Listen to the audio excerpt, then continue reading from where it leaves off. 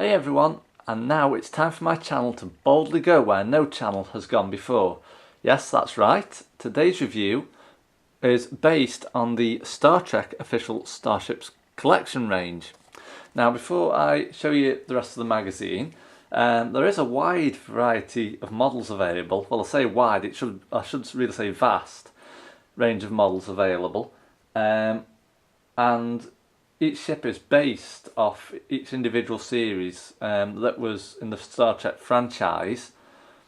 So obviously you've got like the Federation, Klingons, Romulans, you name it, every ship that's been in a series, literally Eaglemoss are producing it.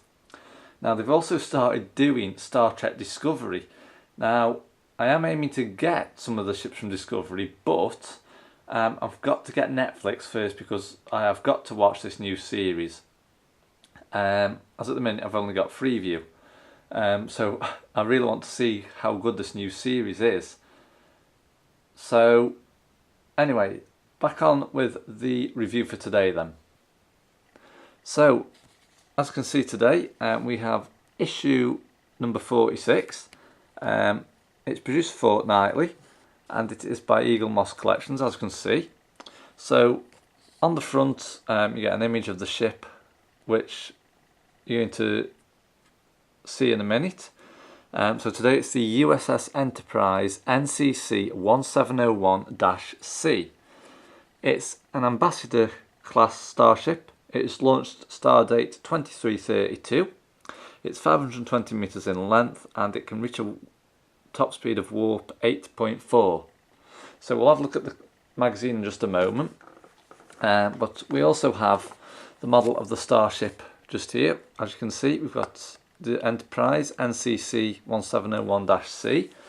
But like I say, we'll also come back to the box in just a moment.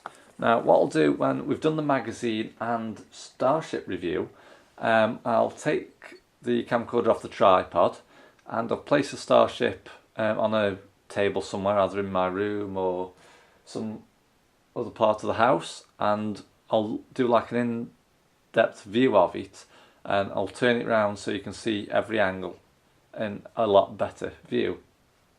Okay, so moving back to the magazine. So it's a thin magazine, now there's not too many pages in, I think it's about 20 pages per magazine. But as you can see, we've got the contents just here. Now this particular starship appeared in an episode called Yesterday's Enterprise, which was from the Next Generation saga. It's where Picard's Enterprise met this version, and we'll get to that in just a moment. So as you can see, we have the specification there. So I'll just bring that in for you. So the captain of that particular starship was Rachel Garrett.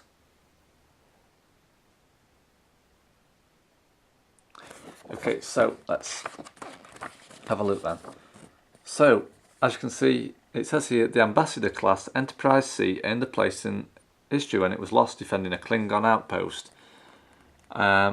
So in Yesterday's Enterprise, the USS Enterprise from the present met the USS Enterprise from the past, basically, through a rift in time. I think it was a wormhole. And as you can see, we just have a bit of information about the starship and a general overview of it as well. Apologies about the glare from the window. It's a really bright sunny day outside and it's about 23 degrees C at the minute. So I'm just staying indoors just doing this review and then I might head out. So as you can see, we've got a selection of images just here from the Next Generation episode. So we've got helmsman Richard Castillo there. We've got Tasha Yar, Jean-Luc Picard, and in the top there you can see again we've got the same two characters as well as William T. Riker. So it just tells you a bit of information about the episode. And these magazines really are informative. But like I say, if I sat reading these to you during each review, I'd either put you all to sleep or you'd want to go away and get some snacks and a drink first. So that's why I'm only briefly doing this to show you what's in it.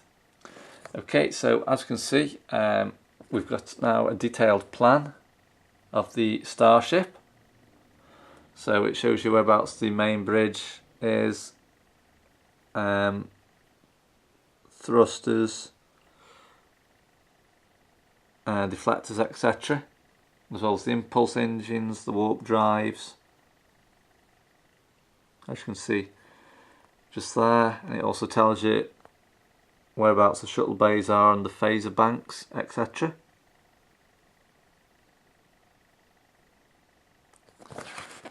Okay, so let's turn the page again. Okay, so then the next thing that you move on to in these magazines, you just have a bit of information about how each of the starships was designed so that it looked good in the series.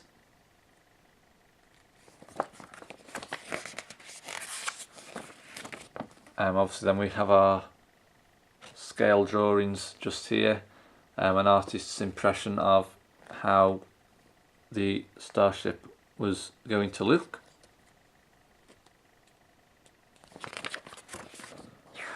And there's then a bit of information about the making of yesterday's Enterprise. So this will just talk about how it was filmed, the challenges that the producers and the actors obviously faced during this time. As you can see, like I say, you're able to read this for yourselves if you're into this collection or have already started to purchase it. If not, I highly suggest getting yourself a copy, even if you don't buy every ship like myself. Just get the ones that you're interested in, because like I say, they all come with a magazine in any case.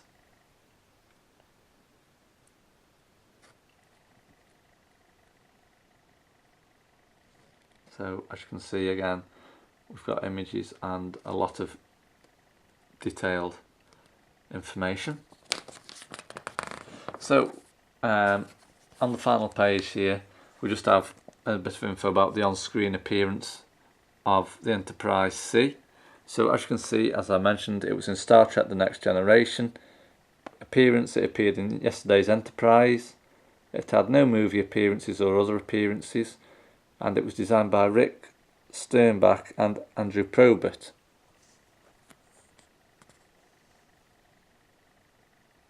Okay, so that's the magazine. So let's now move on to the Starship. So as you can see, here we have the NCC-1701-C Enterprise. It's presented in a small cardboard box featuring the Star Trek wording, as well as having logos for each of the Star Trek series. So you've got Voyager, Deep Space Nine, Next Generation and Enterprise. Obviously the Discovery range, the boxes may be pretty different and a different design, but like I say, once I've got a Starship from that collection, then I will be reviewing it. So on the front of the box here, or the bottom, whichever you wish to call it, you've got the StarTrek.com website, as well as the Starfleet logo. Now the Starship is packaged in the ice cube or block of ice packaging, so let's just take that out of the tray and we'll have a look at the ship itself. But like I say, we will be taking the camcorder off the tripod shortly and taking a look at it closer. So if we just take this top piece off. So here, obviously, as you can see, we've got the Starship. But firstly, we have the clip that connects the Starship to the display stand. So I'll just put that to one side for a moment. And we'll just take the Starship out. So the next thing that we have, I'll just get rid of that bit of plastic, is the display stand, as you can see here. So I'll just take that bit of wrapping off there. So as you can see, it's quite solid in design. And on the bottom we have a description, which is USS Enterprise NCC-1701-C, and I'm guessing that's a star date 3227-A.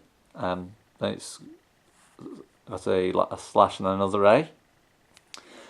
So that's that. Okay, so let's take a look at the Starship itself then. Okay, so here we have the Enterprise NCC-1701-C.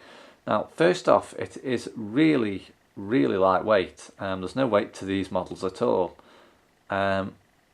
So I will be eventually putting these on a display area somewhere, whether it be in the loft or I might have it in my room or my nan's old bedroom.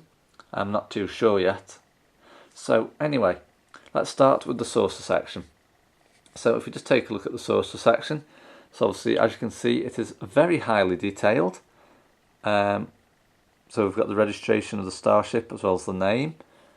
We've also got the areas where the phasers would fire from, as well as crew quarters, because I'm sure the crew quarters on the series, they were on different levels, well, different decks of the Starship, so that's what these are pre-designed to imitate.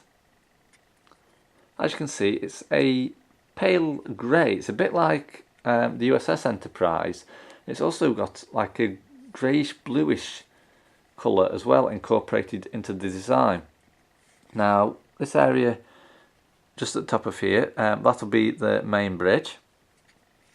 So if we just turn the ship round, obviously as you can see here we've got the warp drives, the deflector dish just under there, which is in a dark blue colour, and it looks quite nice actually.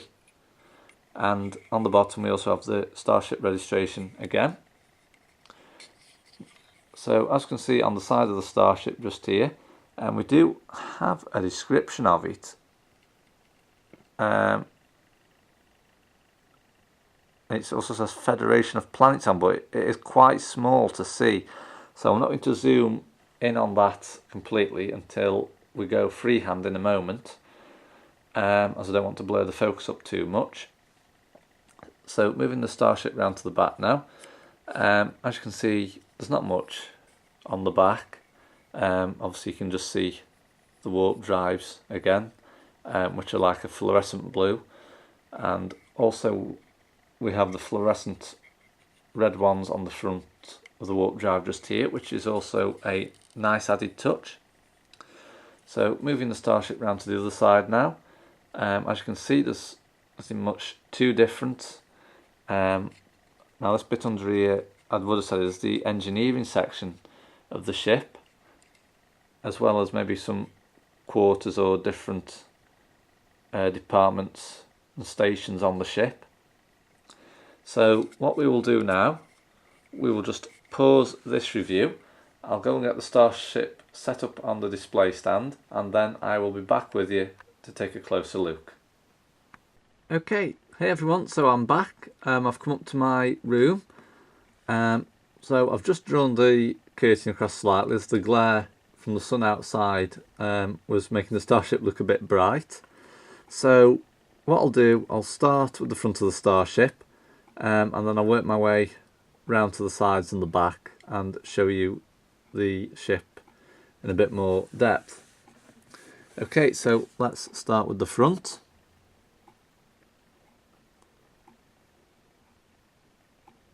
So as mentioned, this will just be a general overview of the Starship, as we've already discussed the details of it in the review earlier.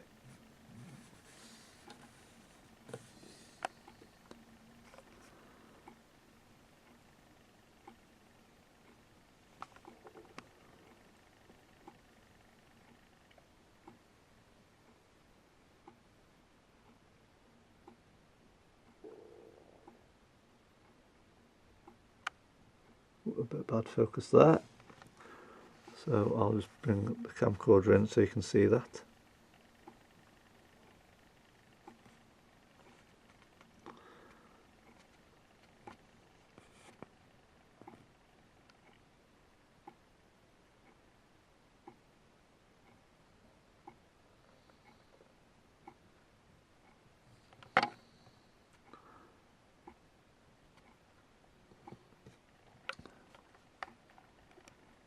Okay, so turning the ship round to the back now.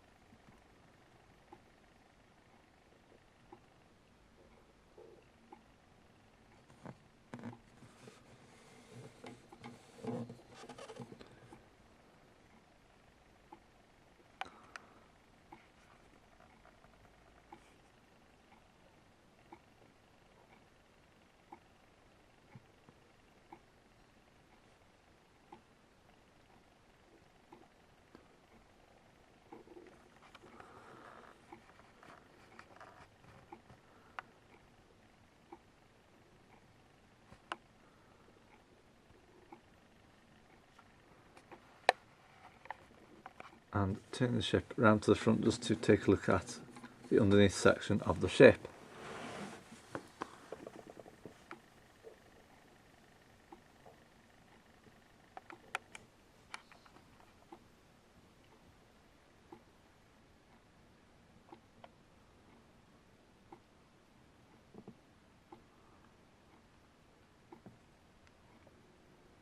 Okay, so that rounds off today's review. So I hope you've liked the review.